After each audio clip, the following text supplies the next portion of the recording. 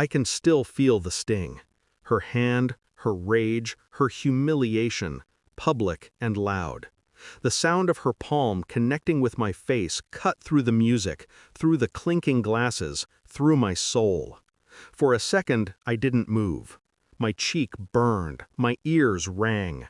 And then the world went silent. My mother's voice broke through it. Give your $45,000 wedding fund to your sister right now, or this engagement is off. Every eye was on me, my fiancé, my friends, my relatives. Her voice dripped with entitlement, as if I were still a child who owed her obedience. I stood my ground. No, I said, calm but cold. That money is mine. Then came the slap. Hard enough to spin me, hard enough that I hit the wall. When I looked up, I didn't cry. I didn't shout. I looked her straight in the eyes and said, "You're about to get a surprise you'll never forget." And I meant it. She wasn't always this cruel. Growing up, she was my mirror. Everything I did for her approval. Top grades, polite smiles, perfect posture.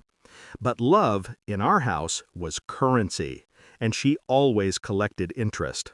When my younger sister Leela failed her exams and got pregnant at 21, Mom turned her into the family project.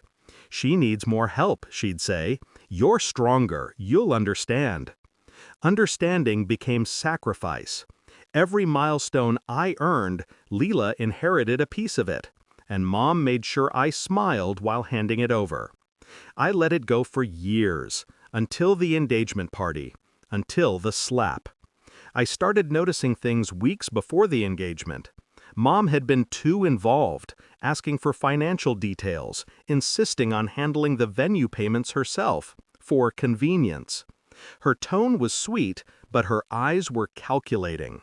Then I saw the transfer notice, $15,000 gone, from my account. She had moved it to Leela's wedding savings.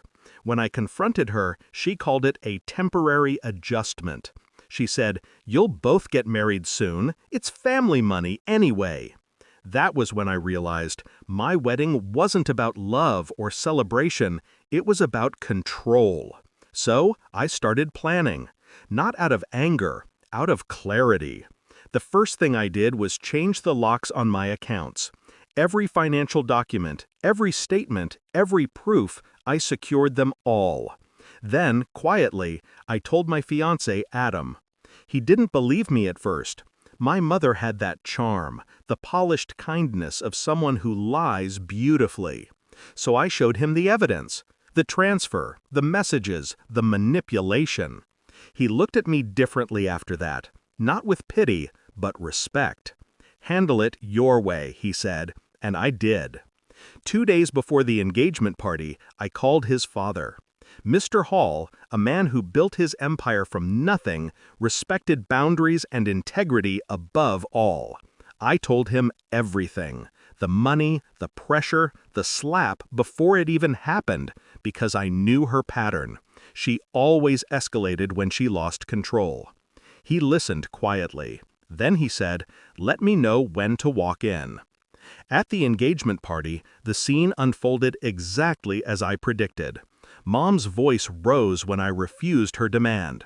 She reached her breaking point, and her hand followed. The moment after my words, "You're about to get a surprise you'll never forget," I nodded slightly toward the entrance. And then he walked in, Adam's father. The room shifted instantly. He went straight to the microphone. His voice was steady, commanding. "Before we proceed, I have an announcement. Due to some concerning behavior from the bride's family, this engagement will be paused until further notice." The crowd murmured. My mother's face turned pale. Then he continued. "However, I've reviewed certain financial irregularities involving Miss Harper's wedding fund. It appears funds were stolen by her family without consent. Those details have been submitted to the authorities." Gasps filled the hall. Leela dropped her glass. Mom's hand trembled. I didn't have to say a word.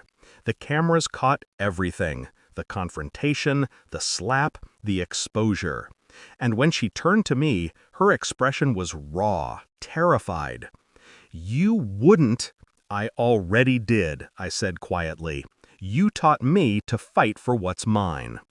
The next morning, the police came to her door. Financial fraud, unauthorized transfers, false statements. She tried to blame Leela, then me, then the misunderstanding. But every trail led back to her.